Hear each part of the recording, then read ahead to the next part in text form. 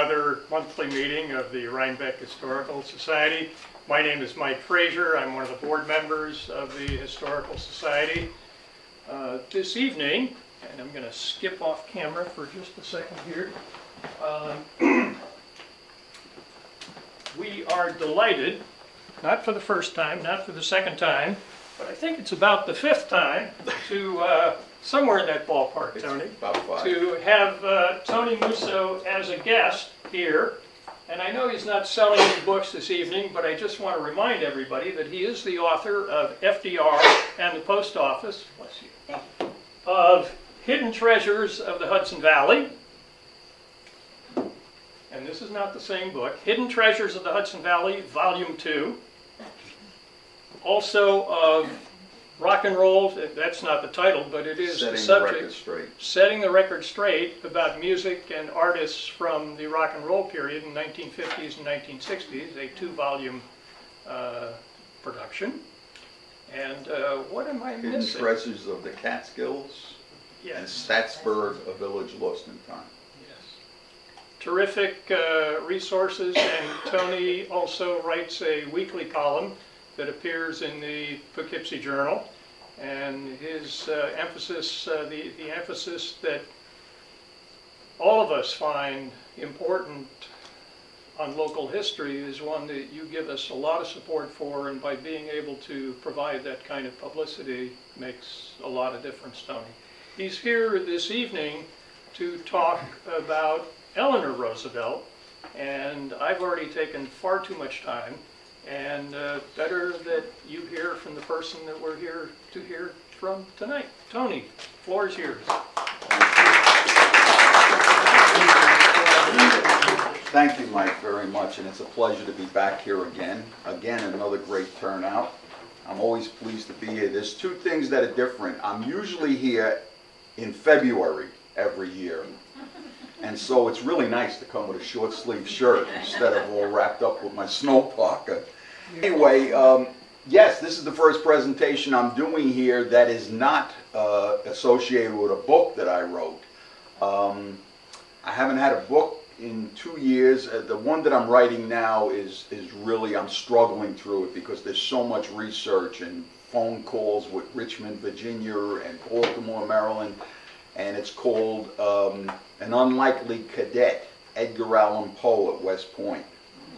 And so I've been to West Point several times, but it's just taken forever because I just took on a new role in May, and that is, for the first time, Grandpa. And I'm the full-time babysitter.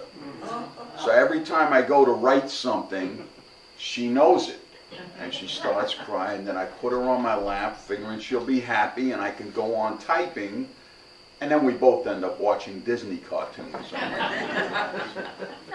It'll be coming soon. Eleanor Roosevelt, the reason there is no book with this one is that I am a frequent lecturer at Mount St. Mary's College down in Newburgh. And for the last 6 or 7 years, they have a very big Rhodes Scholars program. I don't know if you know about that program. It's a learning vacation, and you go away for a week. It's all over the world. And theirs is, the focus is discovering the Roosevelts. So I originally actually started giving a 1-hour presentation after dinner one night during the week. On my book, FDR and the Post Office, and they commissioned me to come back another night during the week and do a presentation on Eleanor Roosevelt. And that was based on a lot of comments that they got on their comment cards of people, what they would like to see at future presentations. And so this is really, I believe, the first time I'm doing this publicly without the Rhodes Scholars Program, and happy to do it. Eleanor Roosevelt, during her lifetime, Eleanor Roosevelt was, of course, the nation's first lady, a champion for human rights. She was a delegate to the United Nations and a staunch supporter of numerous causes designed to bring justice to the less fortunate in the country. But that tenacity and determination came after years of living in a dysfunctional family, being tormented by her own family members, and we're going to see how that played out, and had no confidence or feeling of self-worth, and that came from her upbringing, unfortunately. Through a newfound philosophy that she gained and influence under a headmistress in a London Women's Academy, it was a finishing school for young girls. This headmistress was an advocate of independent thinking by young women, and Eleanor emerged from one world and basically embarked on a life that brought her great fame and admiration. Now, Eleanor Roosevelt was born at 56 West 37th Street, New York City, the eldest of three children of socialites Eleanor Roosevelt and Anna Hall. Elliot, by the way, was part of the downstate Roosevelts. There was the downstate Roosevelts with Elliot and his brother Teddy Roosevelt, who you might know that name. And they were in New York City and Long Island. And then there were the upstate Roosevelts, and that was Franklin and his father James and all of them that came from up here. They were distant cousins. Eleanor was devoted to her father, who, unlike her mother, treated her as his princess, often playing with her and doting on the child. In contrast, her mother, Anna Hall, who was widely considered one of the most beautiful women in New York City society circles, and at this point I should tell you, that was that family's whole lifestyle. They were very wealthy, and what mattered to them was appearance, being very active in the social circles down in New York City and everything. But Anna treated her daughter with bizarre flares of unbridled cruelty. Because Eleanor Roosevelt suffered from severe depression after losing he and Teddy's mother and suffering a continual string of illnesses himself, unfortunately he turned to alcohol to find solace. As a result, he was frequently institutionalized and absent from the family for a long period of times. Now, how did that affect his wife, Anna? Well, Anna suffered from tension and stress caused by this situation, and Eleanor frequently spent countless hours stroking her mother's head during debilitating headaches. Despite that sense of intimacy between mother and daughter, Anna continually berated young Eleanor for her plain appearance and serious demeanor. She actually dubbed her Granny, was the nickname she gave her, and made her feel self-conscious about her looks. And that was all that side of the family. They were just very superficial on looks and appearance. Anna passed away in 1892 from diphtheria, and the children relied even more on their father's presence. Sadly, he succumbed to his own demons 19 months after his wife died. The third child that you see, this is Eleanor, obviously. That's her younger brother, Gracie Hall. This child here is Elliot Jr., but Elliot Jr. was born from an affair with a Roosevelt servant named Kathy Mann. So you can see where the dysfunction is just rampant in this family. Elliot was the brother of Theodore Roosevelt, and in their youth they often hunted together. But Teddy's life took a more serious turn than Elliot's, and he went on to become the governor of New York State and then the United States president. While Eleanor became a close confidant of Teddy's eldest child, her name was Alice, during their childhood, as adults the two became very estranged, with Alice causing further stress for her cousin by being outspoken. She didn't care who she talked to about it, about Eleanor's looks and lack of social grace.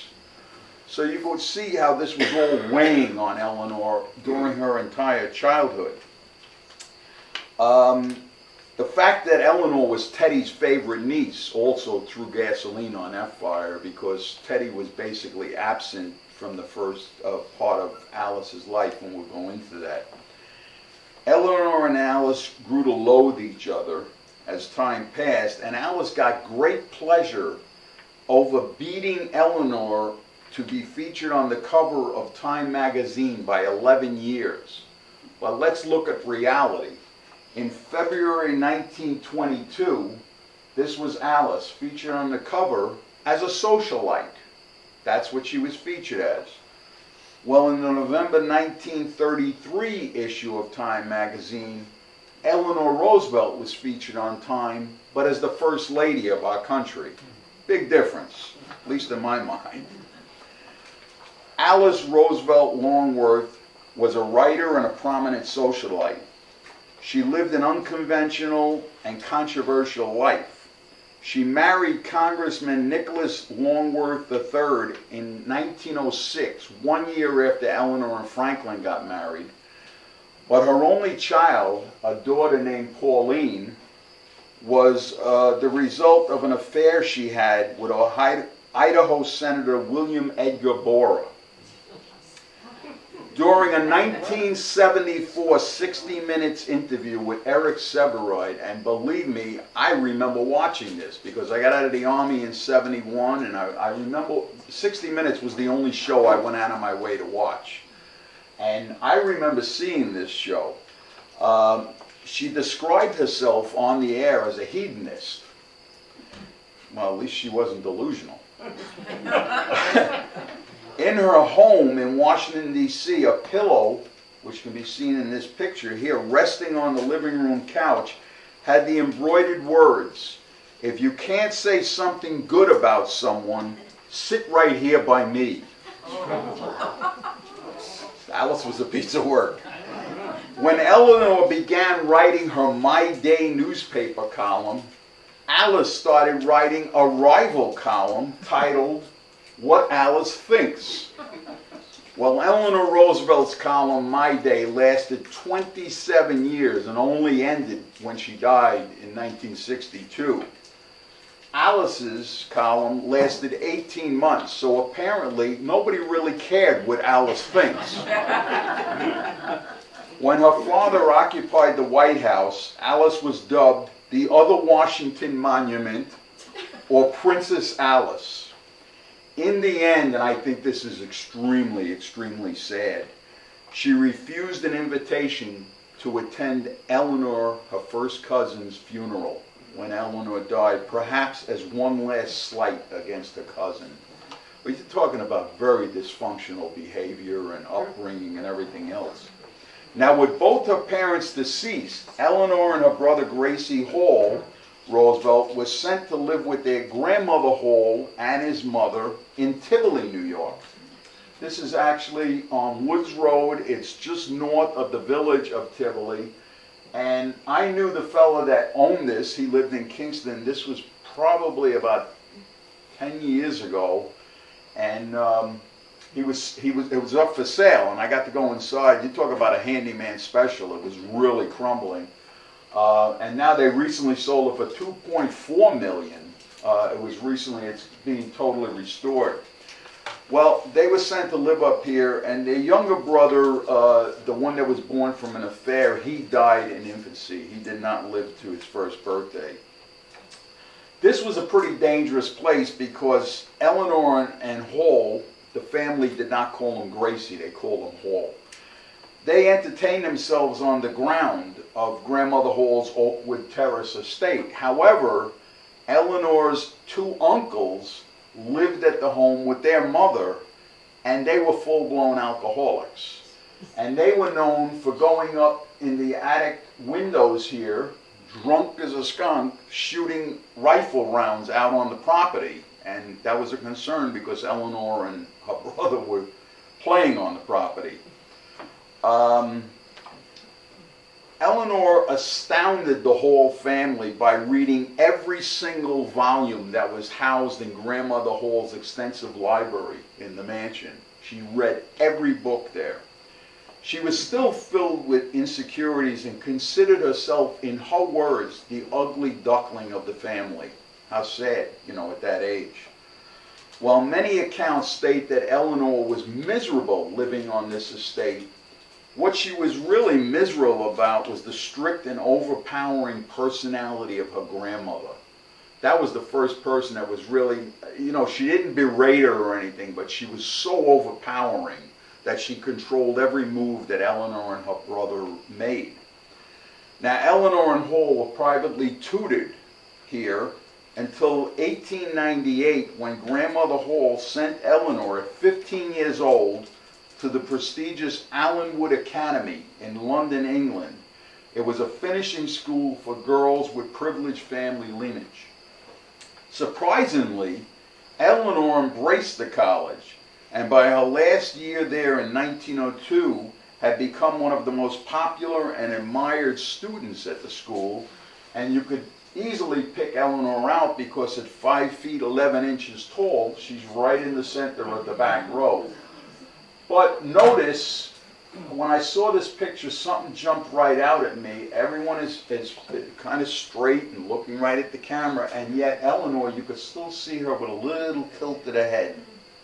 You know, she still wasn't right there yet. However, while she was at the academy, Eleanor once wrote, "One's prospects in life are not totally dependent on physical beauty, because no matter how plain a woman may be, if truth and loyalty are stamped upon her face, all will be attracted to her." So you can start to see that turn now. She's starting to believe in herself a little more. Although Eleanor wanted to continue after 1902 her studies here at the Academy, Grandmother Hall summoned her home in 1902 for what I have to imagine was the biggest upset of Eleanor's life, that being Grandmother Hall wanted a debut, a social debut in New York City. Well, thank God she had gained a little confidence in herself, but she went through with the process, was not into it at all, but she went through the process.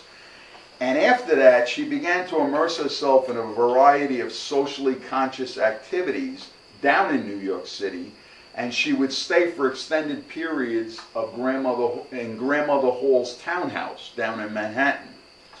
Now, she'd come up occasionally on the train out of New York City to come up and visit her Grandmother Hall, and on one occasion she was surprised to see her fifth cousin, Franklin Delano Roosevelt, on the same train north. He obviously was going to his home, Springwood in Hyde Park, and she was going to continue on the train up to Tivoli. The two had been in each other's company at previous family functions, but they used the time on the train to get to know each other a little better.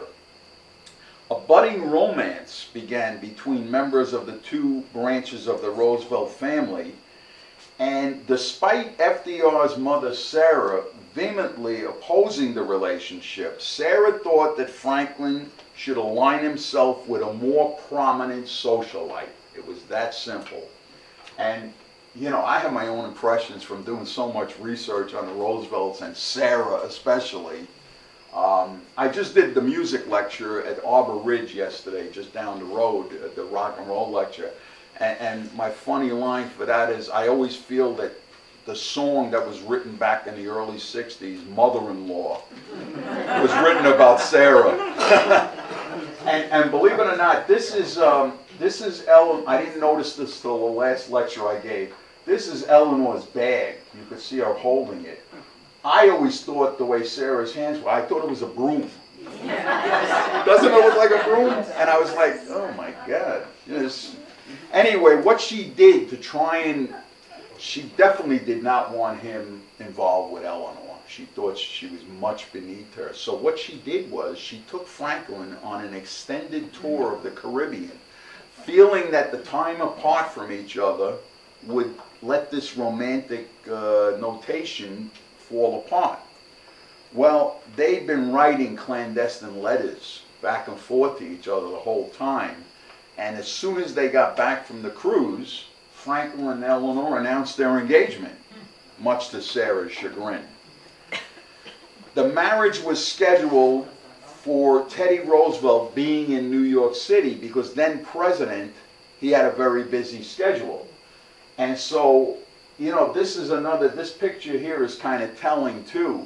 Here you have the president, Teddy Roosevelt, a very staunch Republican, and his favorite niece is marrying a very strong Democrat.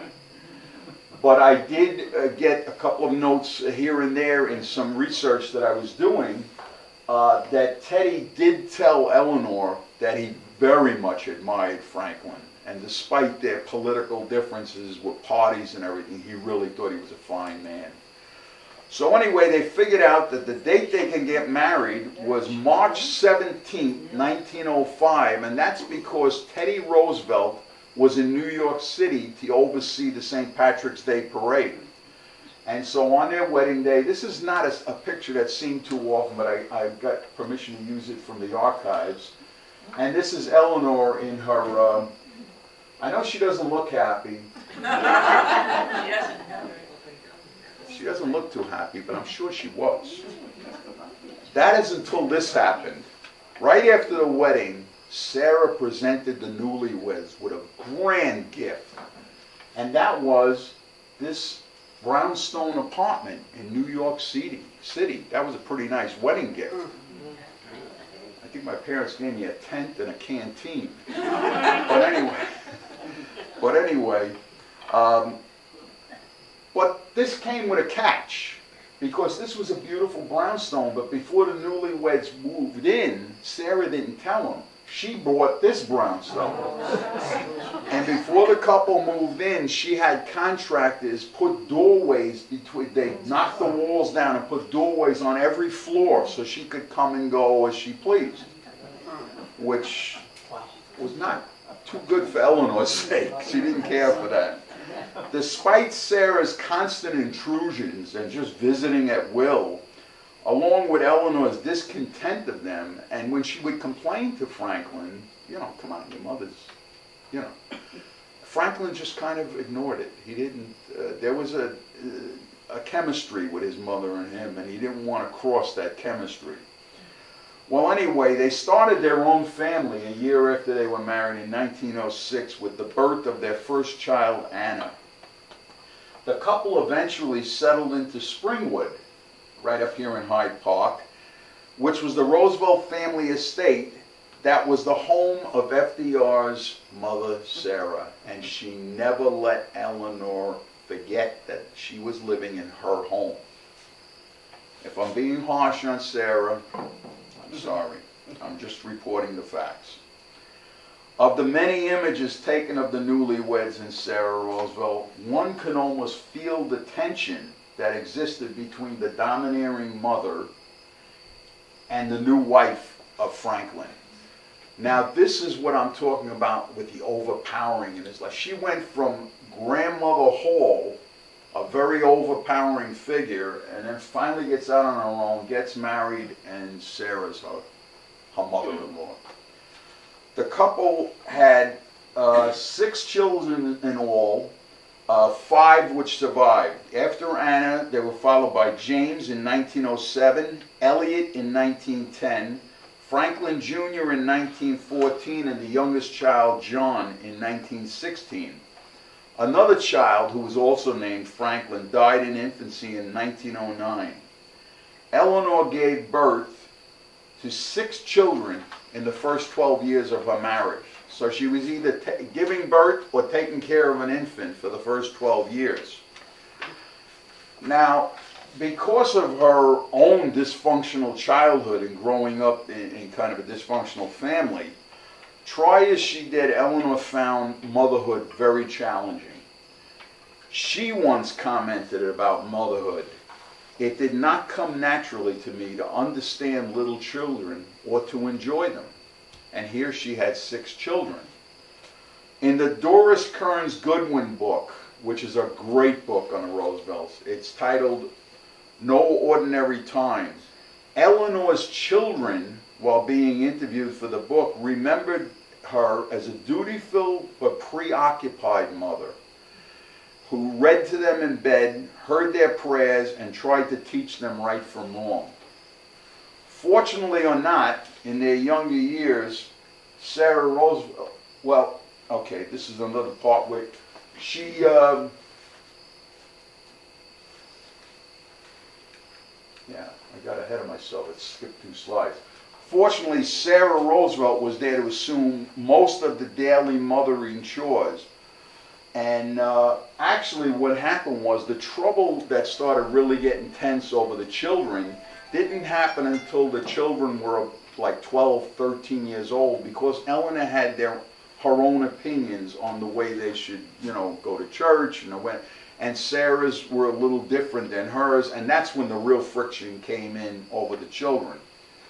On occasion, she would take one of two of her children up to Tivoli to visit her grandmother Hall, who's pictured right here, and that's one of her aunts, Eleanor, and that's obviously Anna, the eldest child, reading the book to the grandmothers. Now, the family often vacationed at their cottage in Campobello, which was located in New Brunswick, Canada. In fact, their son, Franklin FDR Jr., was born at this cottage. That's 3 times the size of my house. It'd be nice to have money. But again, every time they went up on vacation, Sarah was in tow. And the body language of not only Eleanor and her mother-in-law in this picture, but look at everyone in the picture. Look at Anna. Look at the children. When I first saw this picture, I thought they were in a waiting room ready to go in for root canal. Every one of them. It's incredible. But this is the way it was. Sarah went everywhere with them. In 1918, a real tragedy occurred in the couple's life when Eleanor found love letters in one of Franklin's bags, or attaché case and luggage she was unpacking for him. What made it worse was the love letters actually came from her personal secretary, a woman named Lucy Mercer. And I'm not going to give FDR a pass on this, but I should tell you that after having those 6 children, or 5 that survived in the first 12 years of her marriage, Eleanor was pretty much done with intimacy. I'm not giving FDR a pass, but he did have several mistresses throughout his life. There was Dorothy Schiff, the publisher of the New York Post. There was the Queen of Sweden.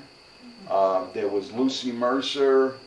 And there was strong, based on what the children saw, strong feelings that Missy LeHand, his first secretary as President of the United States, all were involved in affairs. FDR was involved with affairs with all of them. In a wheelchair. I'm an able-bodied guy. This guy had more action than me. I don't know. Wipe my brow. The deception of finding this out really affected Eleanor greatly, and she immediately offered Franklin a divorce. Now, I assume that everybody in this room has been to Springwood at one time or another. You come into that lodge, what I call a foyer, and then you go down to the left into what they call the library. I call it a family room. Well, what happened was Sarah called them both down into the library, and they were sitting facing each other. And Sarah turned to Franklin and he said, "Do you love this woman, Lucy Mercer?" right in front of Eleanor. And Franklin said, "Yes, I do."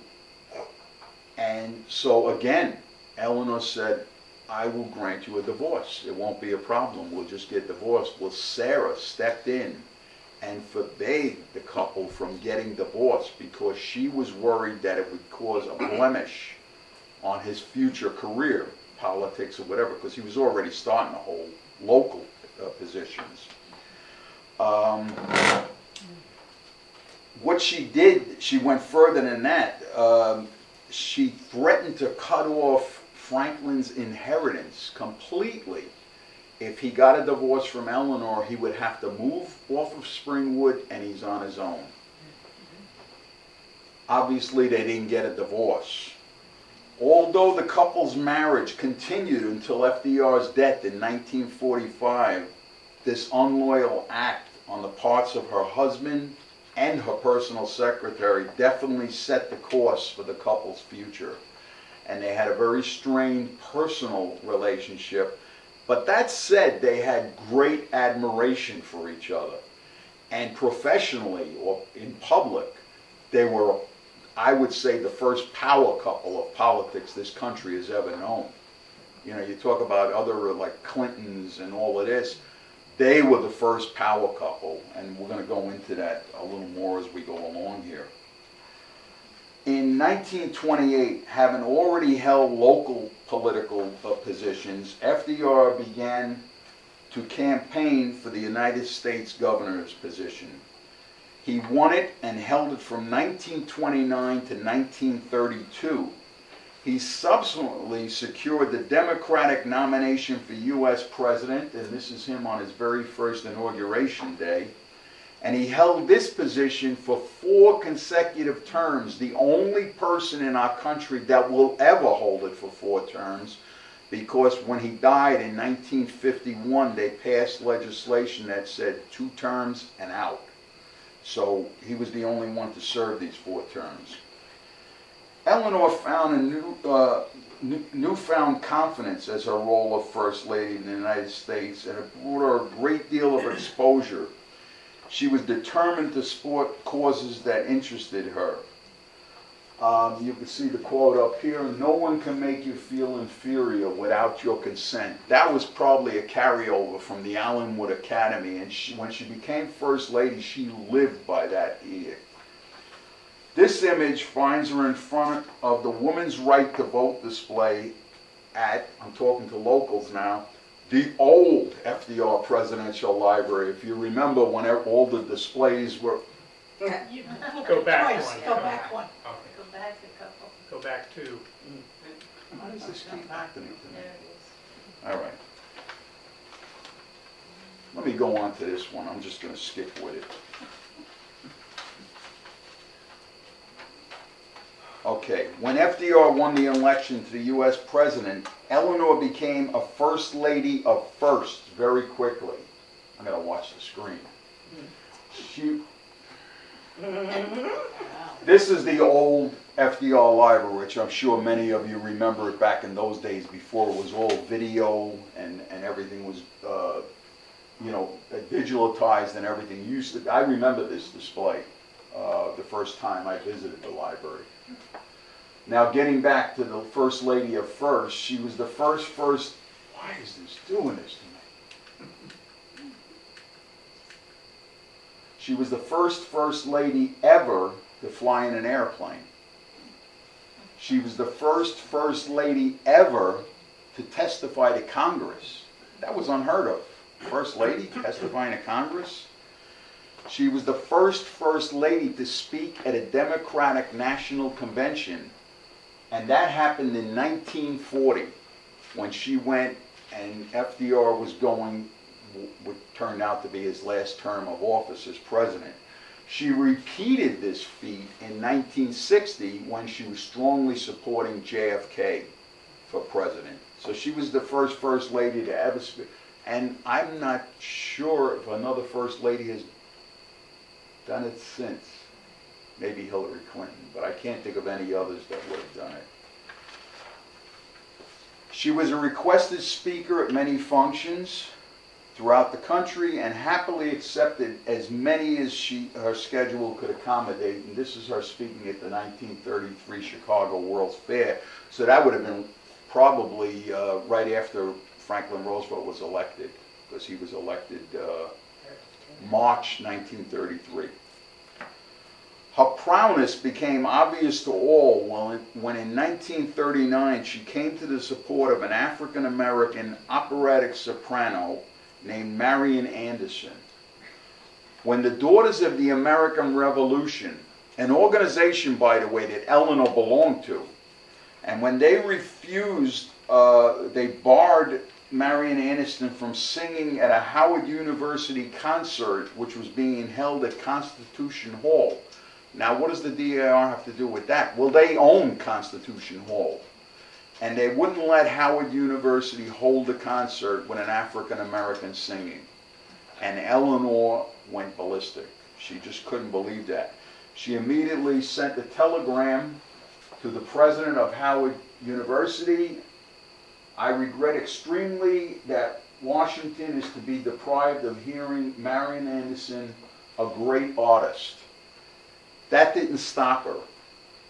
She went on to send a letter to the president of the DAR, the Daughters of the American Revolution, And I'm sure you could see this, so you could just read it for yourself. Not really, I have a copy here. My dear Mrs. Henry M. Robert Jr., I'm afraid that I've never been a very useful member of the Daughters of the American Revolution, so I know it will make very little difference to you whether I resign or whether I continue to be a member of the organization. She had her own little way of. However, I am in complete disagreement with the attitude taken in refusing Constitution Hall to a great artist. You have set an example which seems to me unfortunate, and I feel obliged to send into you my resignation. You had an opportunity to lead in an enlightened way, and it seems to me that your organization has failed. I realize that many people will not agree with me, but feeling the way I do, this seems to be the only proper procedure to follow. She got her message across in a very polite way, if you want to look at it like that.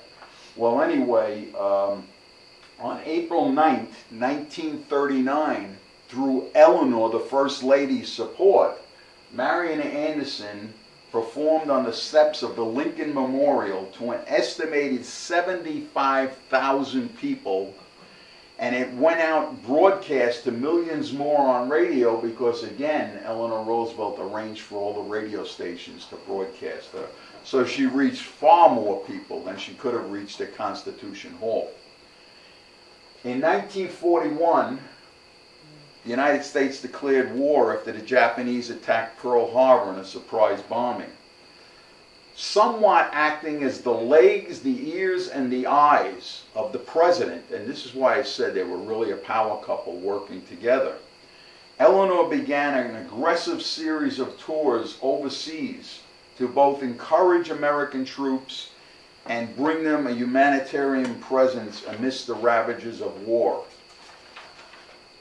Eleanor visited many, many military hospitals and conveyed the personal thanks of the president to troops overseas. Woman troops were a particular favorite of hers, and she spent a lot of time speaking with them and sharing her thanks, her and her husband's thanks for their offer. One of the most controversial things she did during the war was in 1943 when she visited a Japanese internment camp. Now, mind you, Franklin Roosevelt, her husband, is the one that rubber-stamped and approved, to have these internment camps. And one would think, at least I did, that this was kind of a backhand slap at her husband. But she didn't do it for that reason. She just did it because she believed that, this was the right thing to do and to go in to visit the camps. It's interesting to know, I checked and checked and checked through all the research. Franklin never once criticized her for that.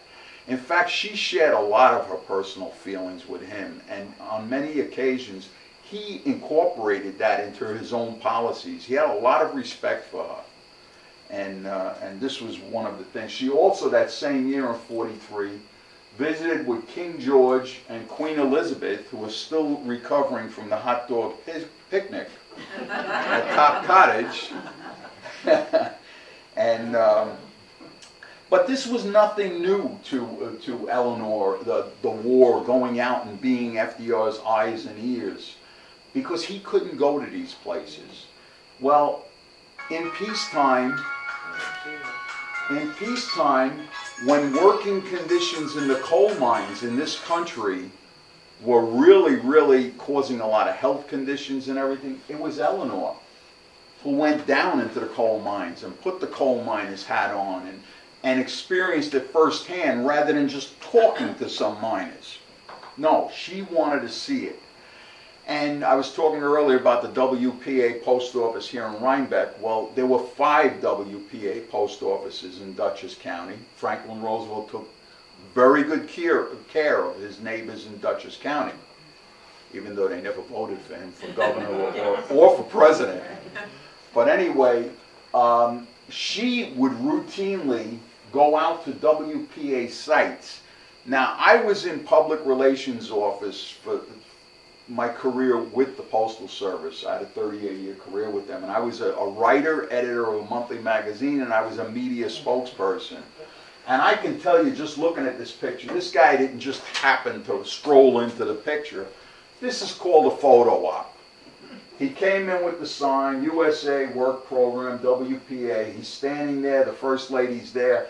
But if you look at the First Lady, she doesn't want any part of a photo op. She is grilling the project manager, this fellow right here, on whatever building she was looking at. She wanted to get facts, she wanted to get figures, and she would report it all back to Roosevelt.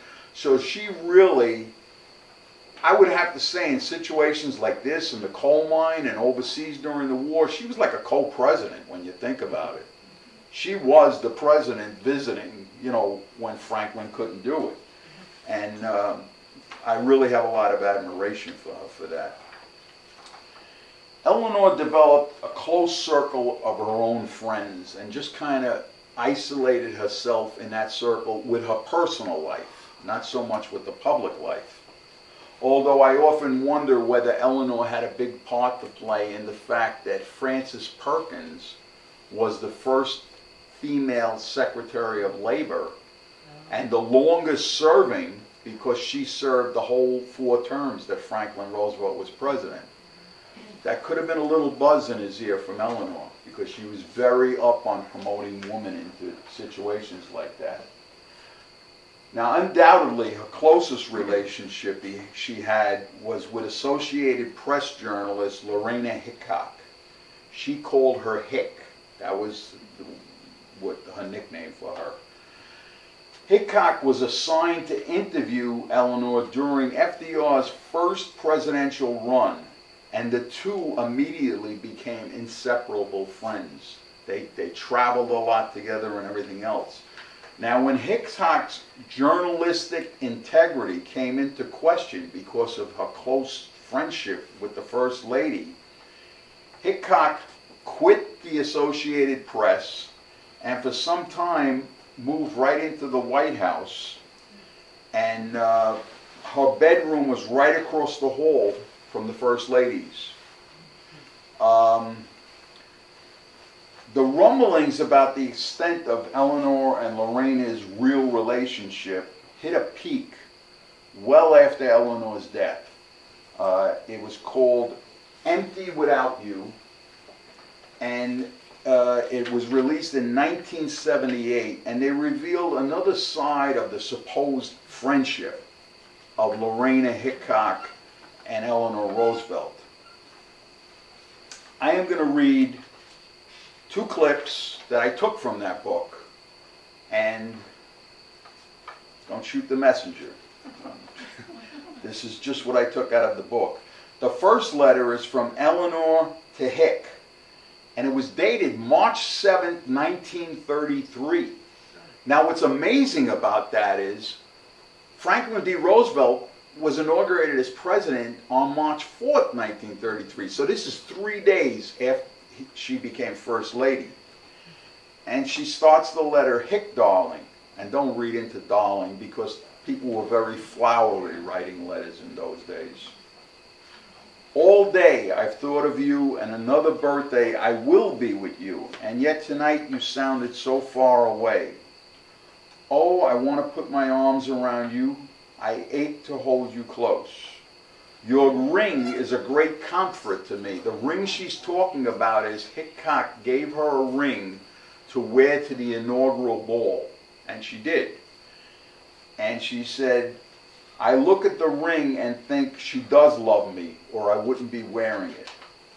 Now here's a letter from Hick to Eleanor after a long separation of Eleanor being over in Europe for quite a while. And the letter reads, only 8 more days. Funny how even the dearest face will fade away in time. Most clearly I remember your eyes with that kind of teasing smile in them, and the feeling of that soft spot just northeast of the corner of your mouth against my lips.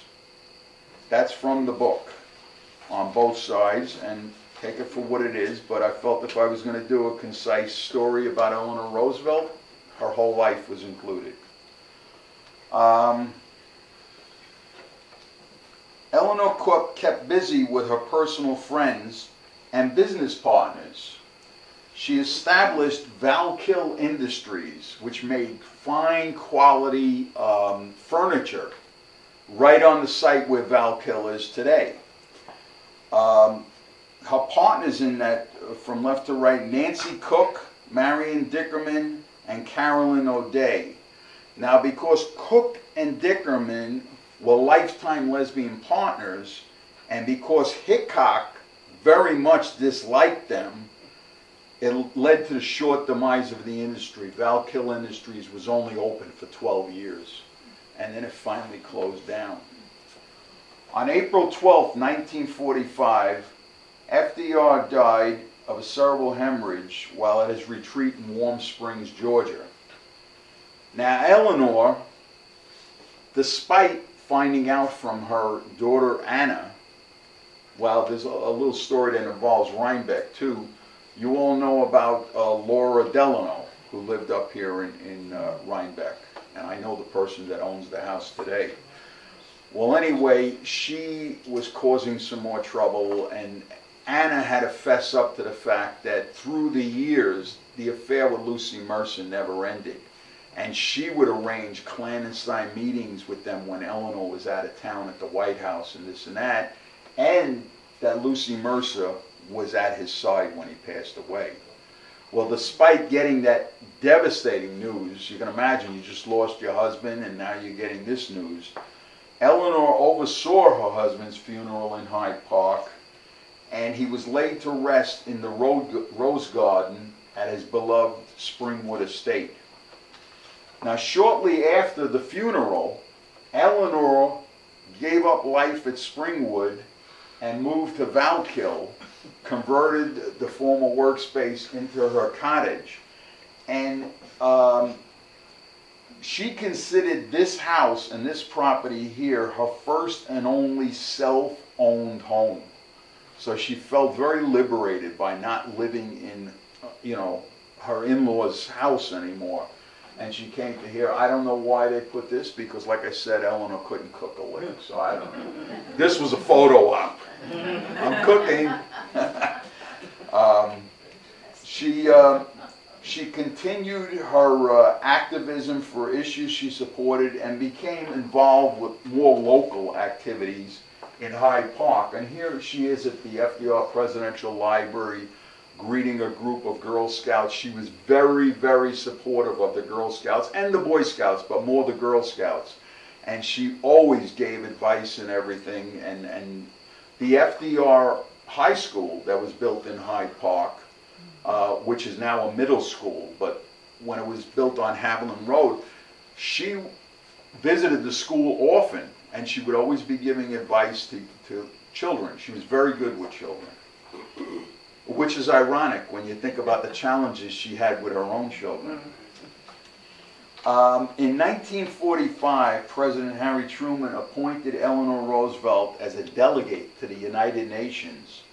In that role, she flourished and helped to draft the Universal Declaration of Human Rights, which was adopted in 1948, and she was proud as a peacock with that accomplishment. Now, it might surprise you that the once timid and shy Eleanor Roosevelt was a card-carrying pistol permit owner. And that's her license. That's her actual license. And she was very versed in the operation. This is her on the property of Valkill with the pistol shooting. I have to assume Lucy Mercer never knew this part. Just saying. She was also a staunch supporter of the National Rifle Association. I apologize, this thing is just driving me nuts tonight. Life at Valkill and her public appearances seemed to bring an increasing vitality to Eleanor. She was so influential after Franklin's death that for his 1960 run for United States President, JFK visited her at a townhouse in New York City and also at Valkill up here. She had the impression of him before she met him that he was a snot-nosed Ivy Leaguer. That was her words. When she met him, I don't know what he said, but he won her over. and she became a huge supporter of his.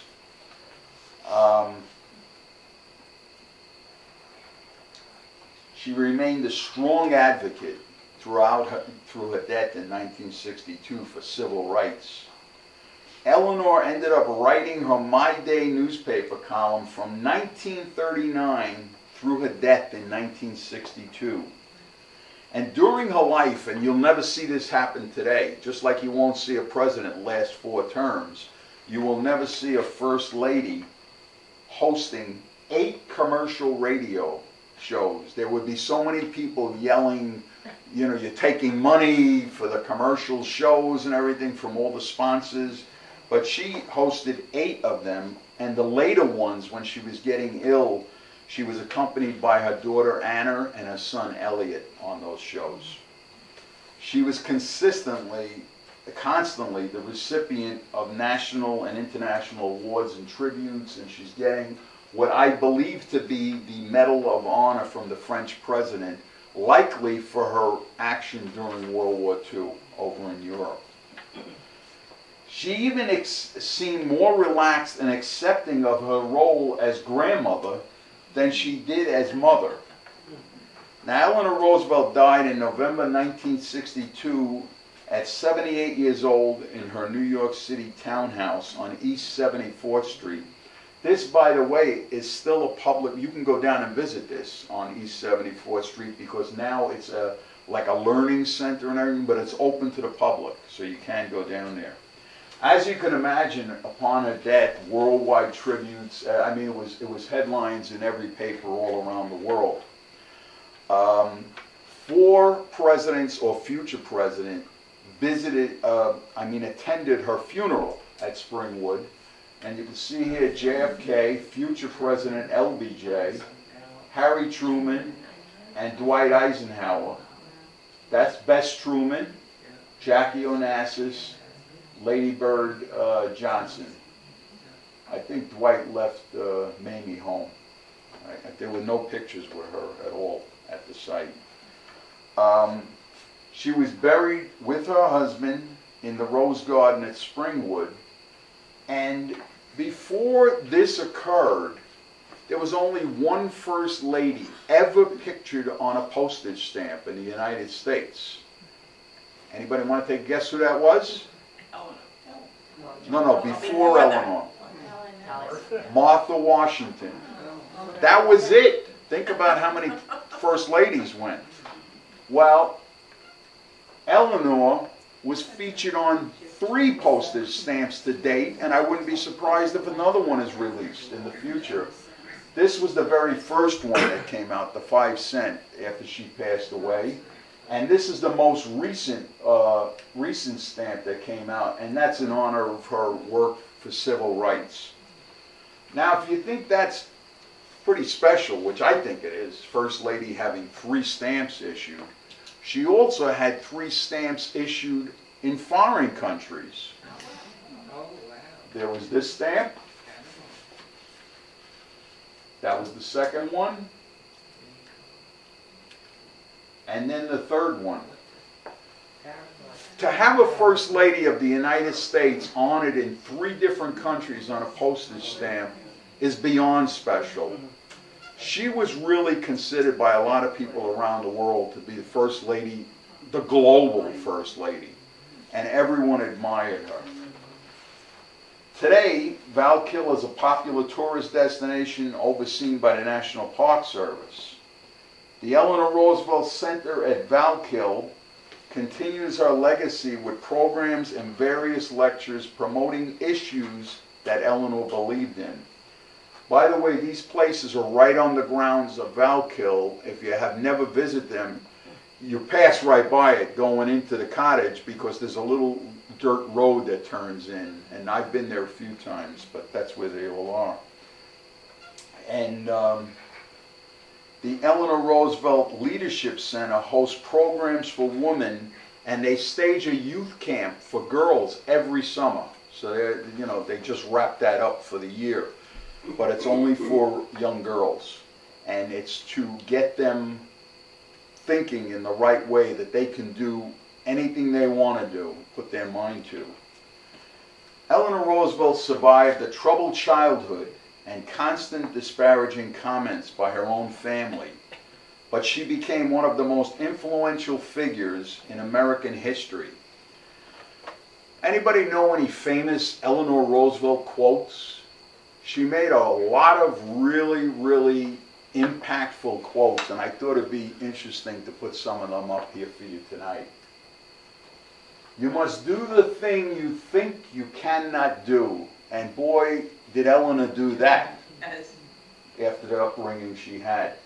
She had a terrific sense of humor. You met Eleanor. Did she have a great sense of humor? Yes, she did. Well, I picked one of her quotes out, and this is great. I once had a rose named after me, and I was very flattered, but I was not pleased to read the description in the catalog. No good in a bed, but fine up against the wall. You said that. I didn't make that. I mean, that's the side of Eleanor. You know, you gotta love her. You have to love her.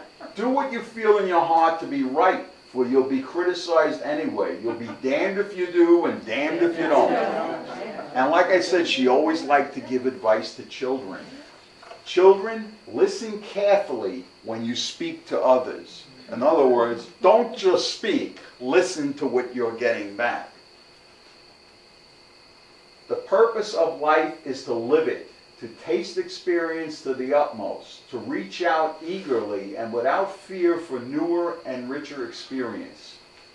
That had to perfectly describe Eleanor's life when you think about it. She went from feeling so badly about herself, having no confidence, and then by the end of, by the time 1962 when she died, she'd accomplished so much and so many people admired her. More than 50 years after her death, Eleanor Roosevelt remains an incredible source of inspiration for everyone. And that, my friends, are the challenges and triumphs of Eleanor Roosevelt.